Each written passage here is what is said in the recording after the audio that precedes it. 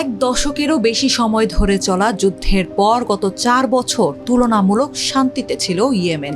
ধীরে ধীরে স্বাভাবিক জীবনে ফিরছিল মানুষ, কিন্তু সশস্ত্র গোষ্ঠী হুতিদের সামরিক মুখপাত্রের সৌদি আরবের বিরুদ্ধে হঠাৎ নৌ অবরোধের ঘোষণা সেই শান্তিতে তৈরি করেছে নতুন করে অস্থিরতা। এরপর দুটি সৌদি জাহাজে হামলার ঘোষণা দেয় হুতিরা। তাদের দাবি, তারা শুধু হুমকি দিচ্ছে না, নিচ্ছে পদক্ষেপও। এই পরিস্থিতিতে সাধারণ মানুষের সবচেয়ে বড় ভয়, আবার যুদ্ধ শুরু হলে তাদের জীবন হয়ে পড়বে আরো দুর্বিষহ। খাদ্য জ্বালানির দাম বাড়বে, বাজারে সংকট দেখা দেবে এবং অনেকের পক্ষে নিত্য প্রয়োজনীয় পণ্য কেনাও কঠিন হয়ে যাবে।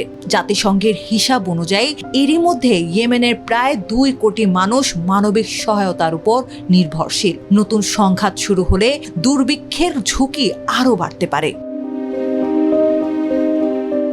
তবে এই সিদ্ধান্তকে সবাই নেতিবাচকভাবে দেখছেন না। হুতি সমর্থকদের একটি অংশ মনে করছে এটি সৌদি আরবের প্রভাবের বিরুদ্ধে একটি জবাব। তাদের দাবি, ইয়েমেন একটি স্বাধীন দেশ, তাই কোন জাহাজ বা বিমান তাদের বন্দর বা আকাশসীমা ব্যবহার করবে সেই সিদ্ধান্ত নেওয়ার অধিকার তাদেরই।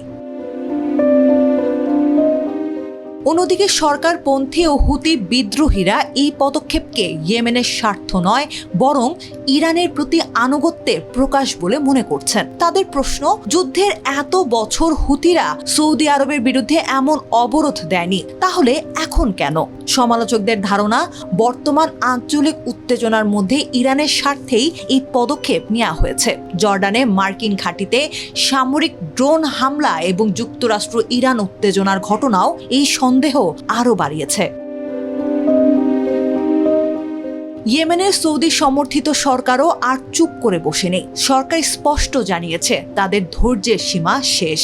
এদিকে সৌদি নেতৃত্বাধীন জোট হুতিদের এই নৌ অবরোধকে আন্তর্জাতিক আইন লঙ্ঘন এবং সামুদ্রিক জলদস্যুতা বলে আখ্যা দিয়েছে।